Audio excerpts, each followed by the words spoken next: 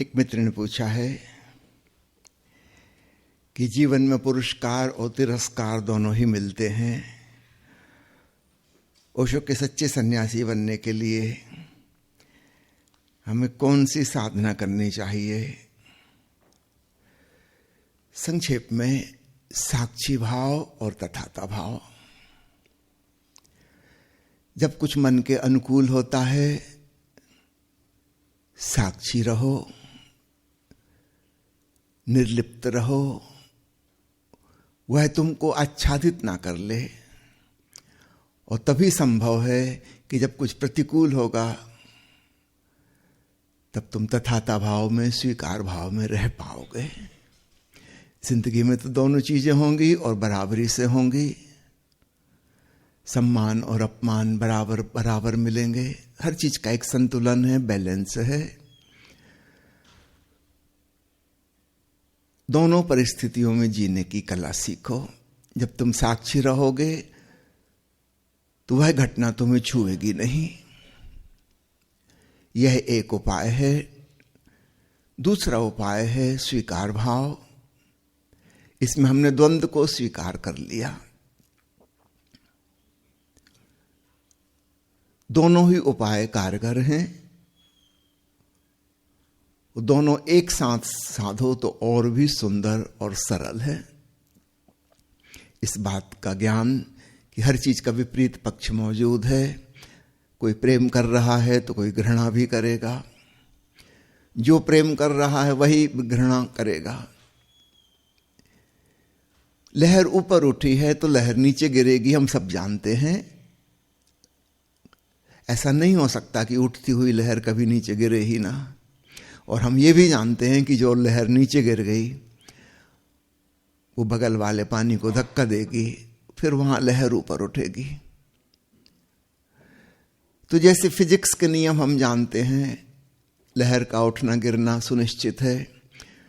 सूर्योदय हो गया तो सूर्यास्त सुनिश्चित है, सूर्यास्त हो गया तो सूर्योदय सुनिश्चित है। बस थोड़ी देर की बात है। यह जो समझ है हमें स्वीकार भाव सिखाती है, तथाता भाव सिखाती है। और हम जितने स्वीकार भाव में जीने लगते हैं, हम उतने सजग और साक्षी हो जाते हैं। फिर वो घटना हमको डुबा नहीं पाती, चाहे अच्छी हो चाहे बुरी हो। निश्चित रूप से पुराने प्रकार का जो सुख और दुख हमें मिलता था वो दोनों ही अब नहीं मिलेंगे। जो प्रीतिकर उत्तेजना थी सुख की और जो अप्रीतिकर उत्तेजना थी दुख की, अब वो दोनों नहीं मिलेंगे। ऐसा लगेगा एक खेल चल रहा है, एक कहानी चल रही है, उसमें ऐसी ऐसी घटनाएं हो रही हैं और हम दूर से देखने वाले साक्षी हैं। किसी किसी साधक को साक्षी की साधना आसान जान पड़ती है, वो इसी को करें। किसी मित्र को तथाता भाव की, स्वीकार की साधना आसान मालूम पड़ती है, वो उसको कर लें। और जो मित्र दोनों ही कर सकें तो कहना ही क्या, मामला बहुत आसान हो जाएगा। एक मित्र ने पूछा है कि मां प्रिया जब ध्यान प्रयोग कर रही थी तो मैंने उल्टा कुआं देखा।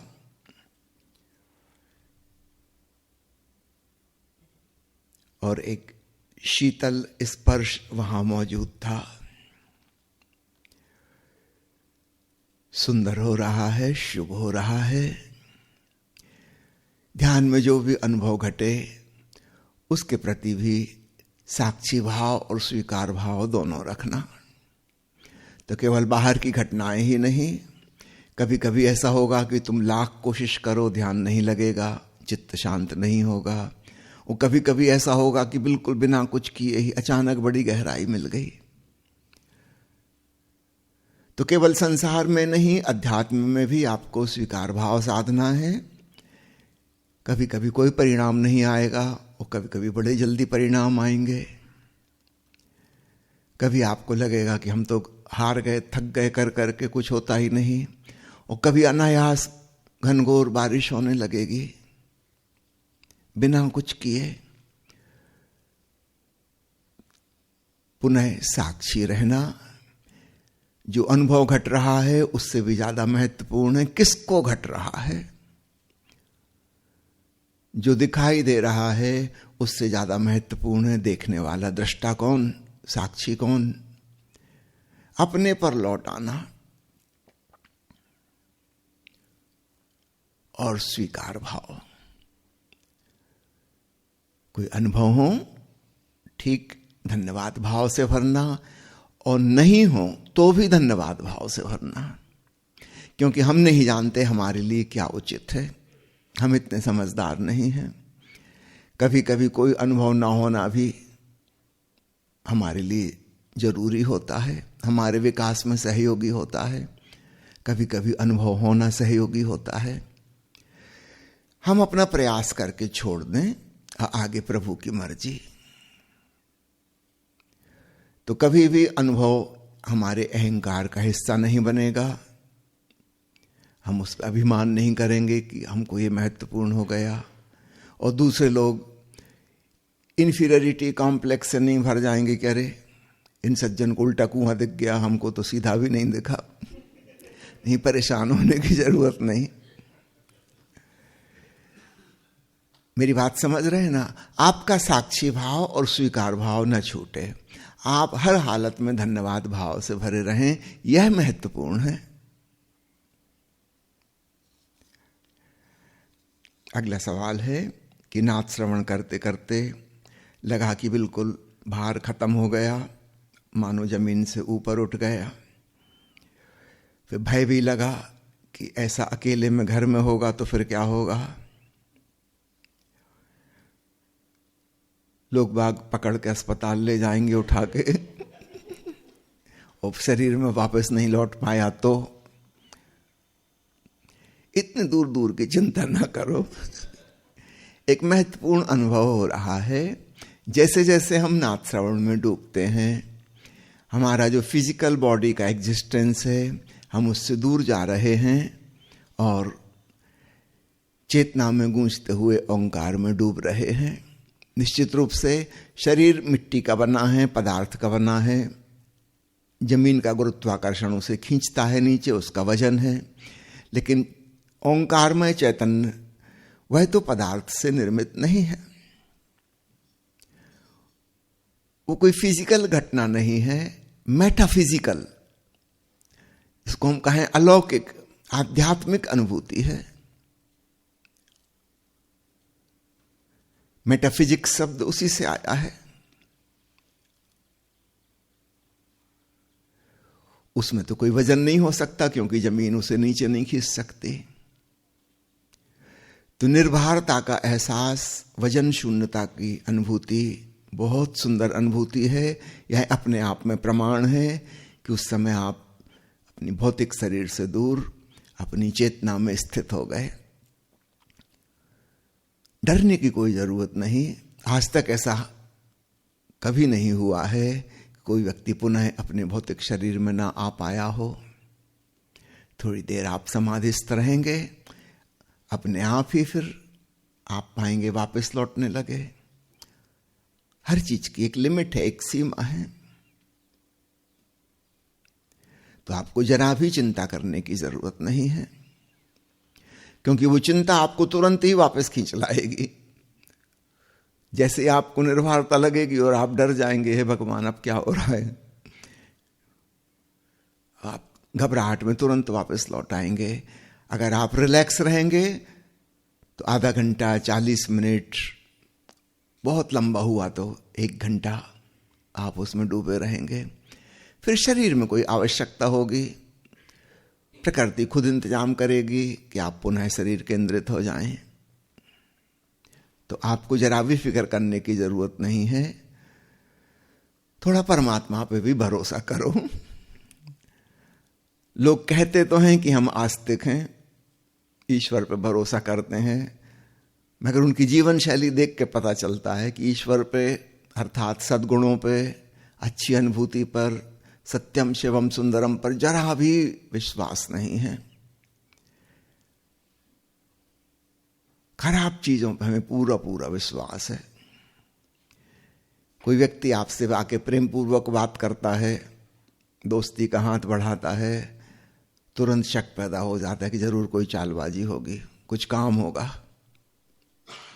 इसका मतलब हमें प्रेम पे बिल्कुल भरोसा नहीं है, मित्रता पे भरोसा नहीं है। और एक आदमी आपको गाली दे और एक थप्पड़ मार दे, कभी शक पैदा नहीं होता कि इसका क्रोध झूठा है, प्रेम झूठा है, ये ख्याल आ गया।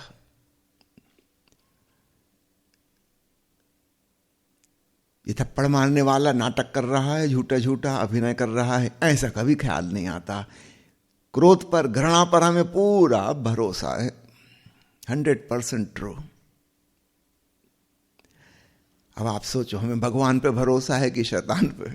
और यही बात आप सैकड़ों अन्य उदाहरणों में देख लेना।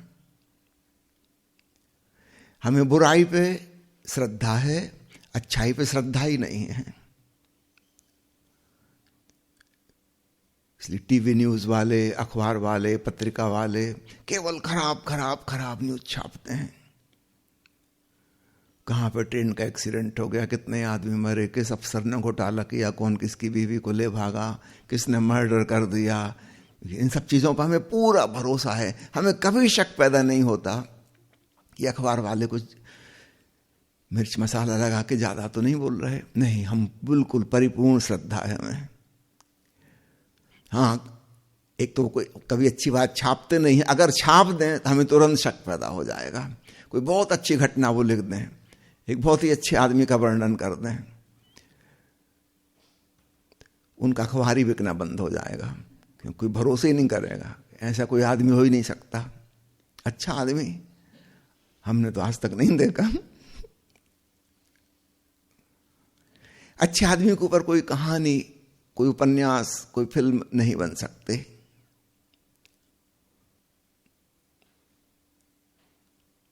आप कहोगे नहीं, भगवान राम के ऊपर रामायण इतनी प्रसिद्ध हुई। माफ करिएगा, उसमें राम प्रमुख नहीं है। रामायण की कहानी में से आप कैकई को और रावण को हटा लो, बुरे लोगों को, फिर बताओ उस कहानी में क्या बचता है? कुछ नहीं बचता। मुख्य केंद्र बिंदु राम नहीं है। वो जो दुष्ट लोग हैं, खराब लोग हैं, असली कहानी के रचयिता वो हैं।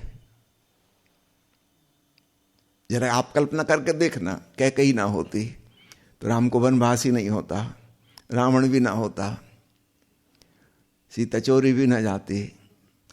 एक साधारण राजा रानी की तरह वो जिंदगी जीते। ऐसे तो करोड़ों राजा रानी हो चुके, कौन किसकी याद रखता है?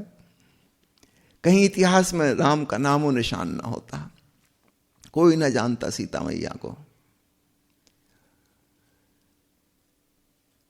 आप बताइए केंद्र बिंदु कौन है, हीरो की विलेन?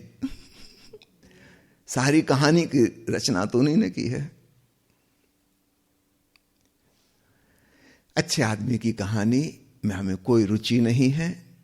इसलिए आप देखिएगा, बहुत लोग आत्मकथा लिखते हैं मगर पढ़ता कोई नहीं, वो कभी नहीं बिकते। उसमें अच्छी अच्छी बातें रहेंगी। या फिर जैसा कि पश्चिम में रिवाज है, उसमें खूब खराब खराब बातें बढ़ा चढ़ा के लिखी जाती हैं, क्योंकि ईसाई धर्म में प्रायश्चित का बड़ा मूल्य है। अपने पापों को स्वीकार करो। कई बार तो पढ़ के लगता है उनकी किताब, इतने पाप इनने किए नहीं जितने बता रहे हैं, क्योंकि बताने में भी मजा आ रहा है और लोग उसी मजे के लिए पढ़ रहे हैं। महात्मा गांधी की पढ़ाई लिखाई चूंकि विदेश में हुई, वो भी ईसाई धर्म में बिल्कुल रच पस गए थे। उन्होंने आके अपनी आत्मकथा लिखी, वो खूब प्रचलित हुई। सारी खराब खराब बातें जो हम चाहते हैं कि हों।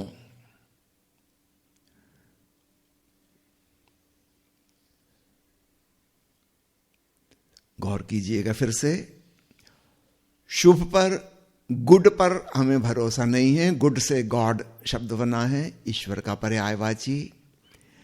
बुराई पर, ईविल पर हमें भरोसा है। ईविल से डेविल शब्द बना है, शैतान के लिए। तो कहने को हम आस्तिक जरूर हैं, मगर भीतर नास्तिकता कूट कूट के भरी है। सत्यम शिवम सुंदरम, सच्चित आनंद बस किताबों में लिखे हैं। हमें चूंकि उन पर भरोसा ही नहीं है तो ना हमारे जीवन में घट पाते हैं ना दूसरों के जीवन में। हम देख सकते हों भी तो भी हमें नहीं दिखाई देंगे, वो सब अंधेरे में खो जाएंगे। पुनः याद दिला दूं, एक आध्यात्मिक साधक को अपने भीतर जो सत्यम शिवम सुंदरम घटित हो रहा है उस पर ध्यान देना सीखना होगा। कुछ महत्वपूर्ण घटना घट रही है, ओंकार घट रहा है, निर्विचार हो रहा है, निर्भरता का एहसास हो रहा है। अगर तुम इससे डरोगे, घबराओगे, आगे से घटना घटनी बंद हो जाएगी। अगर तुम इससे प्रेम जल सिंचन करोगे इस पौधे में तो ये पौधा विकसित होगा। जिस चीज पे हम भरोसा करते हैं उसका विकास होता है, और जिस पे हम संदेह करते हैं उसकी जड़ें उखड़ जाती हैं। संदेह जहर जैसा है, श्रद्धा अमृत जैसी है। चलो ना सही दूसरों के अच्छाई पे तुम भरोसा करो, जब तुम्हारे ही भीतर कुछ अद्भुत अलौकिक अनूठा घट रहा है कम से कम उस पे तो भरोसा करो।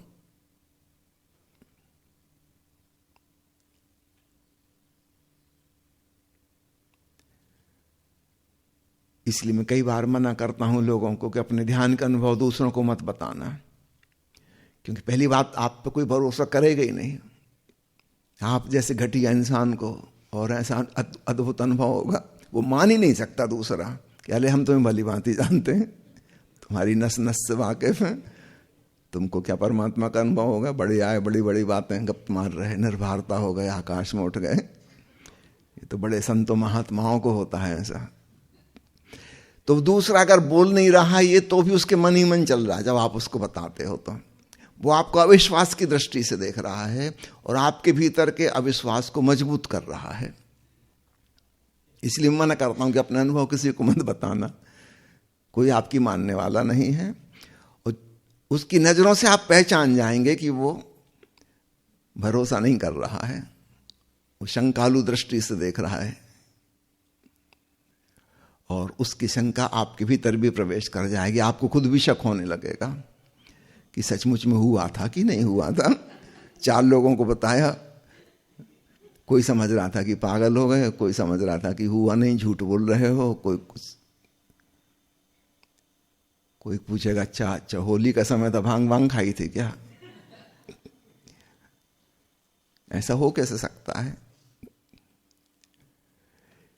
इसलिए कबीर कहते हैं, हीरा पायो गांठ गठियायो, बार बार बाको क्यों खोले, मन मस्त हुआ तब क्यों बोले। अब उस मस्ती का आनंद लो, आत्म श्रद्धा से भरो। तुम्हें जो हो रहा है ध्यान में महत्वपूर्ण है, उसमें डुबकी मारो, उसको आमंत्रित करो, आह्वान करो कि और हो, और गहराई में जाओ। डरने की कोई जरूरत नहीं है। आज तक कभी किसी को कोई हानि नहीं हुई।